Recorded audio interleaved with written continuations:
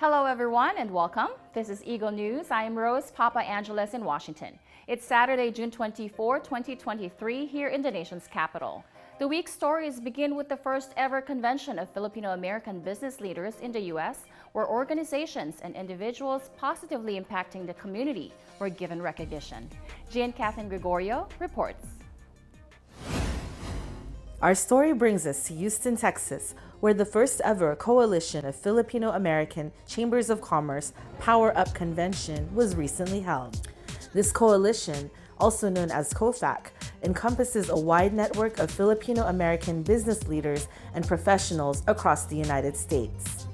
The Power Up Convention brought together chamber leaders from 37 chapters, as well as government officials and entrepreneurs for professional growth and development. Now, this is the first national convention we're holding for the Filipino-American Chambers of Commerce. Our slogan, MIMAM, make it happen, make us matter. So we are 4.2 million Filipino-Americans in the United States, and yet we are called the invisible minority. There's so many reasons I've stated. One of those is we forget sometimes that we are a distinct identity as Filipinos. Our objective is to make known the Filipino-Americans is a powerful voice to be heard, that deserves to be heard in the U.S. In my area of Colorado Springs, we have such a big impact, and yet we feel like we're like totally underrepresented silent minority in that. And so having this type of representation, seeing people like Filipinos being able to do and achieve great things inspires other Filipinos to do big, great things and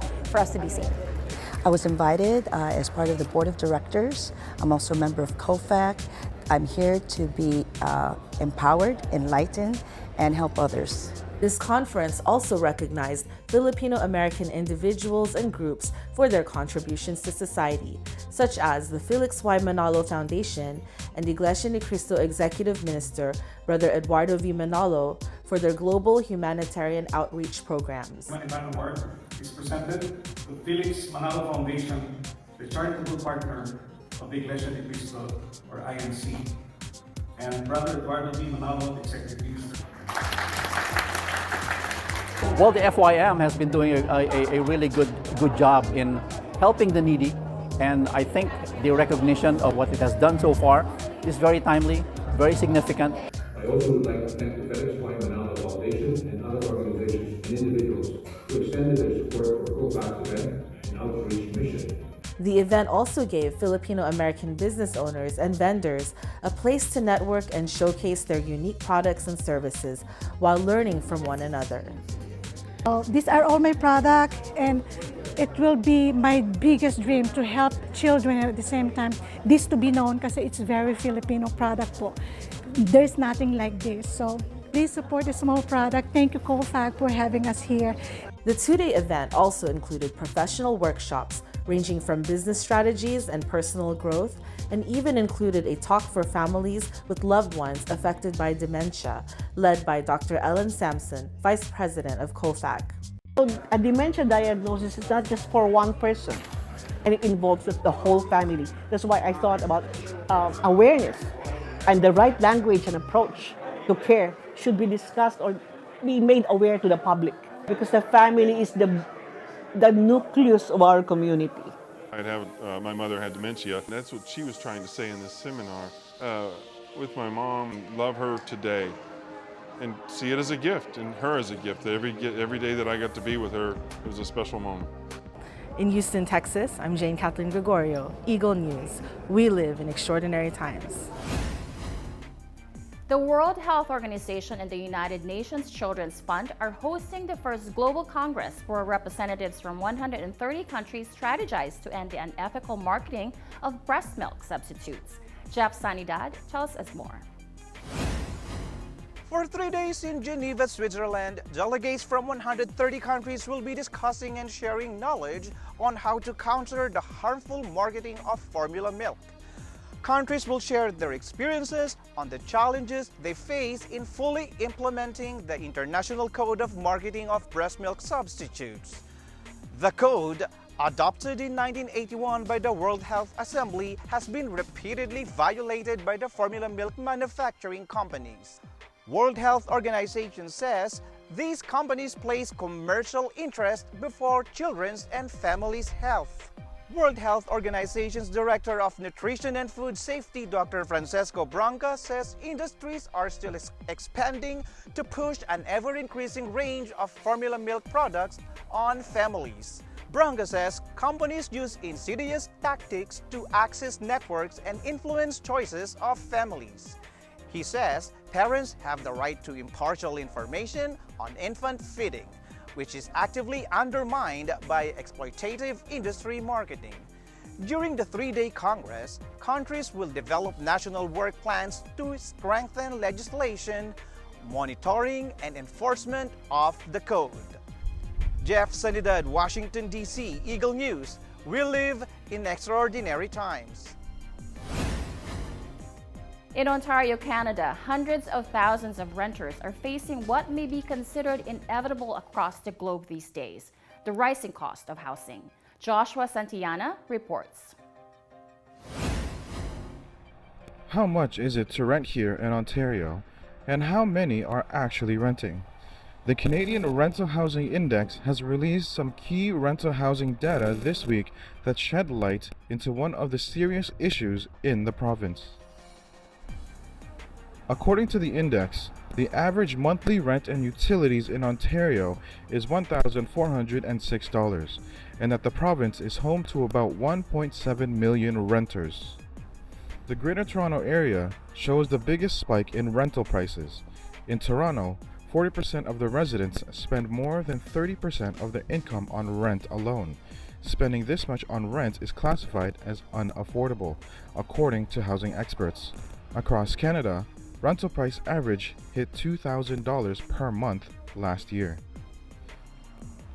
With 1.7 million renters spending a significant amount of their income in rent, coupled with inflation and rising rental prices in the province, it is not a surprise that there is a higher risk of some people being pushed out of the city or becoming homeless. Joshua Santillana, Toronto, Ontario. Eagle News. We live in extraordinary times. Extraordinary stories from Thomas I Likeness today. From Geese in Finland to flying taxis in Paris to the world's largest cruise ship. These and more on Correspondent at Large.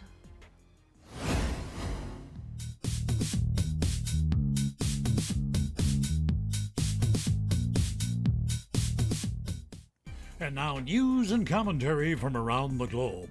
Hailing a cab in the future could be interesting. Might have to look up. Way up. Flying taxis made their debut at the Paris Air Show this past week. They kind of look like an oversized drone. They're made by a German startup, Volocopter. These battery-powered hacks have 18 rotors to keep them aloft, and even if one or two of those rotors fail, the aircraft will still safely fly. And because they're electric, they generate very little noise. Now, the models being demoed at the air show can carry 4 passengers or a payload of about 450 kilograms. The flying taxis will make their first commercial flights next year during the Paris Olympics. Still with transportation, the finishing touches are being put on the world's largest cruise ship. It's being built in Finland at the Turku shipyard. The 365-meter vessel has been commissioned by Royal Caribbean International. It's called the Icon of the Seas, and it's set to make its maiden voyage later this year. Now, some of the features: a central park with lush live plants, a 17-meter waterfall, a water park with 6 water slides. At capacity, that ship will have nearly 10,000 people on it. Its more than 2,800 staterooms can accommodate 7,600 passengers, and the crew could exceed 2,300 people. The Icon of the Seas will be based out of Miami and will sail in both the eastern and western Caribbean. You'd think wind power, wind farms would be a good thing, but I guess it's all in where you build them. Wildlife activists in South Africa, they're upset with plans to construct a wind farm next to a national park. More than 200 turbines are planned for an area near the Addo Elephant National Park. Tim Eachus is a guide there, and he worries about the effect these windmills will have on the elephants. They communicate over distances of between 10 and 20 kilometers to each other, and they pick up a lot of the vibration through their feet. Now, the actual sound emitted from the actual turbines is going to actually affect the actual elephants, as well as to a degree the vibration which will be picked up by the turbines being this close to the actual fence itself. Nearby tourism operators are also concerned. They say the noise is bothersome and the turbines are a hazard to birds. The activists say they're not opposed to wind power. They say the wind farm just needs to be located somewhere else. There's a battle going on in the farm fields of Finland. Farmers pitted against birds. Climate change sparked this war. As Finland has warmed up, more and more of these Barnacle geese that you see here have made the country a stopover on their migratory flights to the Arctic. Now, 20 years ago, there were just a few of the birds, so no big problem. But now, hundreds of thousands of these feathered pests have brought their appetites to the fields of the eastern part of the country. It's driving farmers like Terry Pekkanen crazy. He says the birds can easily devour 20 or 30 hectares of crop in a day. He says of his 250 hectares of grassland, and that grassland is meant to feed his cows, he says 85% of it is eaten by the birds, and that's cut his income by about 2/3. Farmers have tried a number of things to scare the geese away, things like solar-powered laser cannons, drones that act like birds of prey, loudspeakers that blast the panic screams of geese, but the results have been mixed. Seems the geese catch on pretty quickly and learn to ignore the threats. Now, back in 1970, Barnacle geese actually faced extinction because of hunting, but since then they've been protected by international agreements, and their numbers have skyrocketed. I'll be back in 7 days, and in the meantime, I wish you all peace, joy, and happiness in the ensuing week. Thomas I. Likeness, Correspondent at Large, Eagle News. We live in extraordinary times. Some disappointing news for our education system here in the U.S. The latest scores for reading and math among 13-year-old students are in, and they're not so good. Philip Toledo tells us more.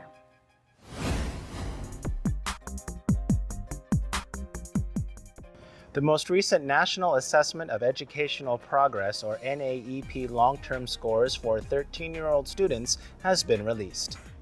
They reveal an average 4-point decline in reading and a 9-point decline in mathematics for the school year 2022 to 2023. This compared to the previous assessment administered during the 2019 to 2020 school year.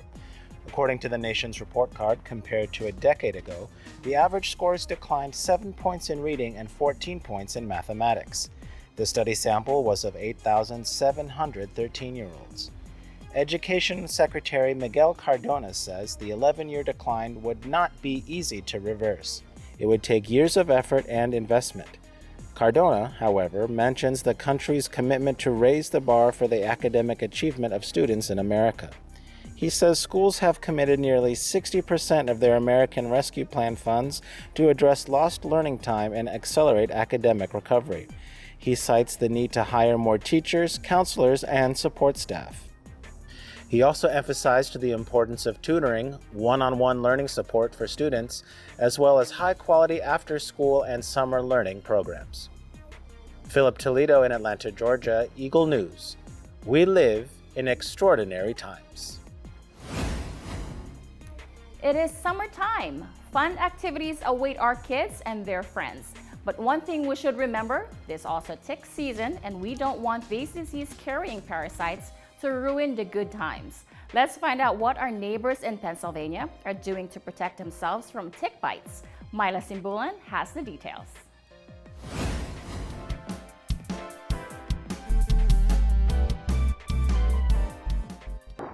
As we enter the summer months, more and more are spending time outdoors. Here in Pennsylvania, Acting Health Secretary Dr. Deborah Bogan encourages people to enjoy the outdoors safely by being aware of ticks and the diseases they carry. To raise more tick awareness, the state's Department of Health has launched the How to Prevent a Tick Bite Lyme Art Contest. The Lyme Art Contest educates children about where ticks are found, how to prevent bites, and the symptoms of and treatment for Lyme disease.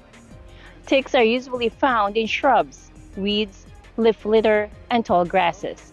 They can be found anywhere there is grass.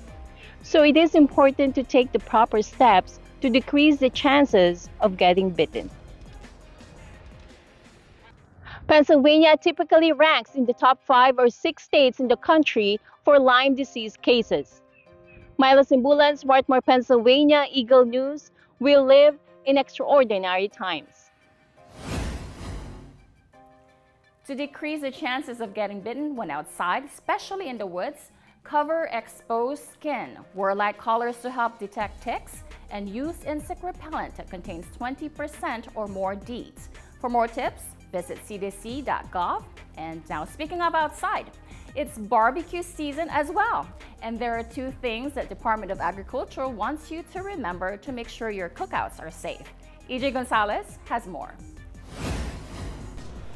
That is correct. 2 things you cannot forget when barbecuing is washing your hands and use a food thermometer.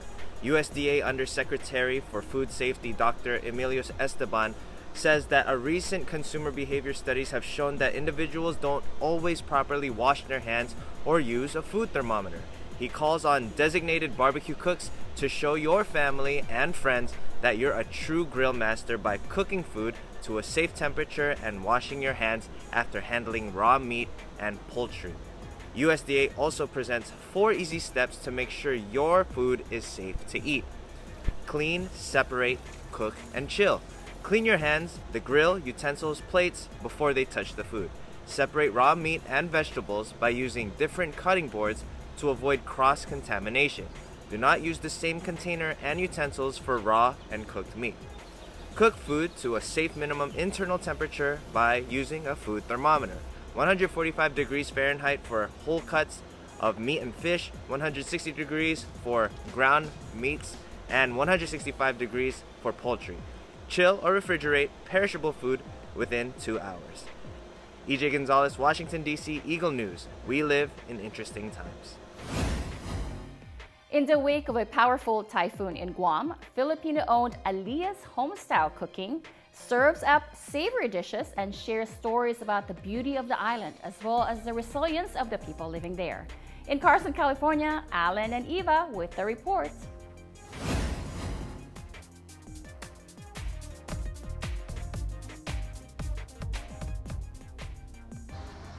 Arriving all the way from Guam, Alia's Homestyle Cooking touched down at a Philippine Independence Day celebration to introduce their style of Filipino Guamanian cuisine, as well as answer questions about the devastation wrought by recent Typhoon Muar and why for them, island life is still worthwhile. This is the cook. You gotta kiss the cook. And so she's here to introduce all the authentic Guamanian dishes that makes Guam just such a beautiful, beautiful island. At first, I was like really nervous, didn't want to do it, but you know, Councilwoman, she just insisted because she's had my cooking before, and so I said I'd go ahead and try it, and by looking at the lines, I believe that it was worth it.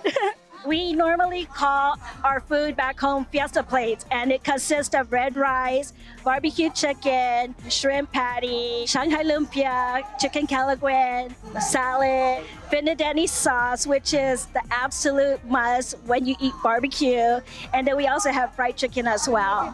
And then we also have other desserts there. We were both born in the island of Guam, so wherever we're born, that would be our home. It's no comparison to the States, because the States is a city life, fast paced, but back home it's more relaxed. You're just enjoying paradise like if you were to go to Hawaii. The island of Guam is beautiful. It has beautiful golf courses, and it's just really a laid back island, and I want to go back. We need to go back soon. While returning home was an exciting prospect, the aftermath of a super typhoon also meant dealing with some harsh realities.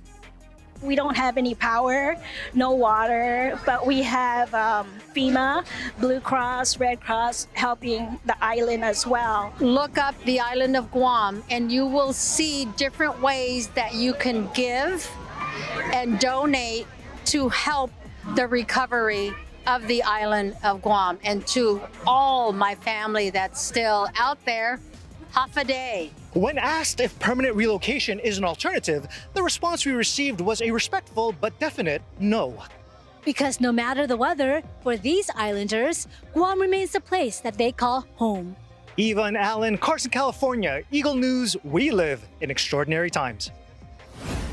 It is National Camping Month, and for our segment, What Do You Think? Let's find out what makes the outdoors appealing to our friends and neighbors. Marjorie Quintos joins us today.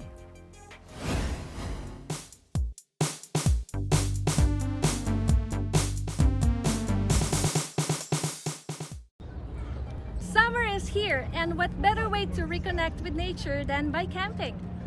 Did you know that National Camping Month has been celebrated every year in the month of June since the 1970s? Today, our friends from across the globe will share not only their favorite camping sites, but also some tips when it comes to braving the outdoors. Let's take a look. One of my favorite campsites is probably Dead Horse Cave in Gooding, Idaho. It's really cool because it's an underground cave and it's just out in the open. My favorite place to go camping is the National Seashore Beach or Park, I believe. I like the fact that it's super quiet and it's just you and the water and the sand, and it's very calming. That's where I go to kind of have my own like reset and refresh moments. I used to be a Boy Scout when I was younger, so a place I went to camping a lot was Camp Barnacle. And it was a really big campsite because there was a lot of people coming from all over.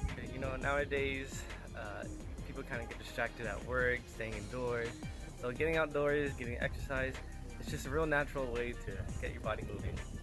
Well, I go camping so that it's less, there's more nature sounds like your bubbling brook and your birds chirping, and there's less noise from all the cars and traffic. But my favorite place to go camping was in Georgetown Lake, and that was close to Anaconda, Montana. Show us what you got there with you right now. Well, water is definitely something that you do. And then this is the aloe plant that you use after your sunburn. It cools it off and makes it feel less. My favorite places are going to the lakes around Idaho. You can bring your paddleboard, get in the water, and just relax and hear the sounds of nature.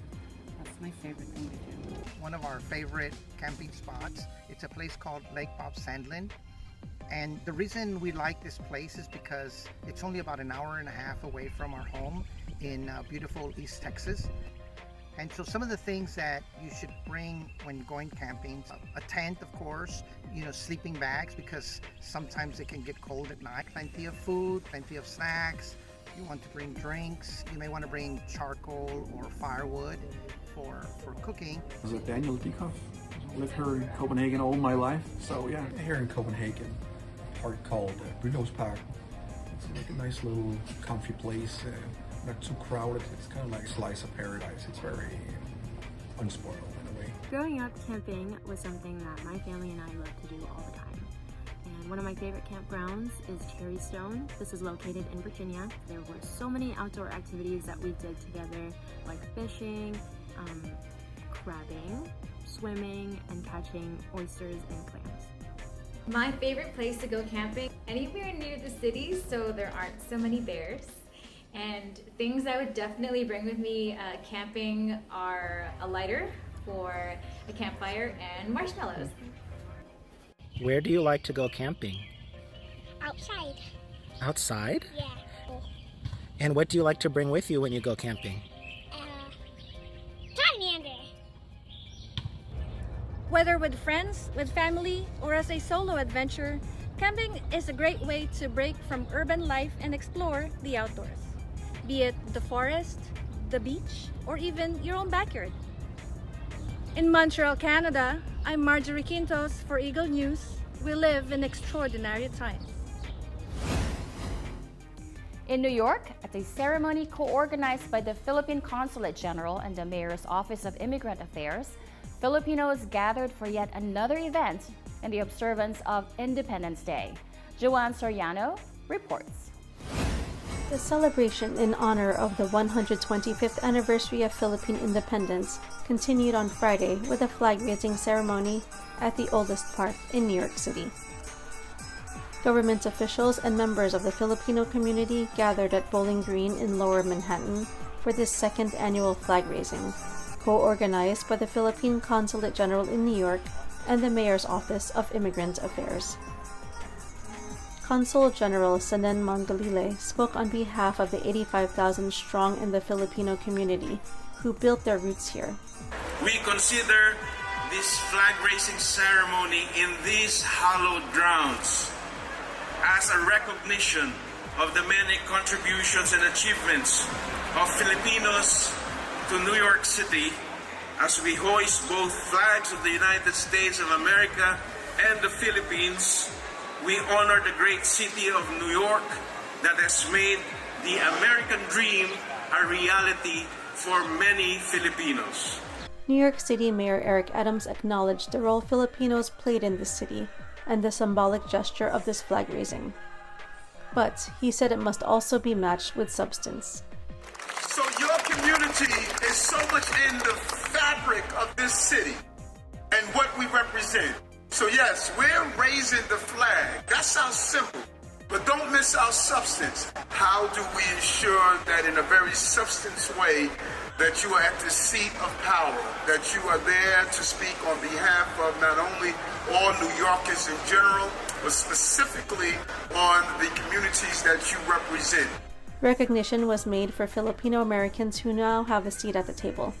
And Del Castillo, Commissioner of the New York City Mayor's Office of Media and Entertainment, elected official for New York District 30 Assembly Member Stephen Raga, and appointed by Mayor Eric Adams as his deputy mayor, Maria Torres Springer.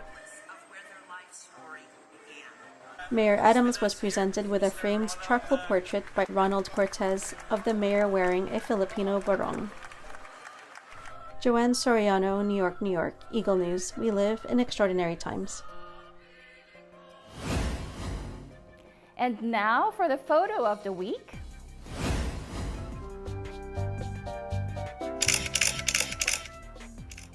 Here is a beautiful shot taken by Philip Toledo of the seaside village of Klima in Milos, Greece.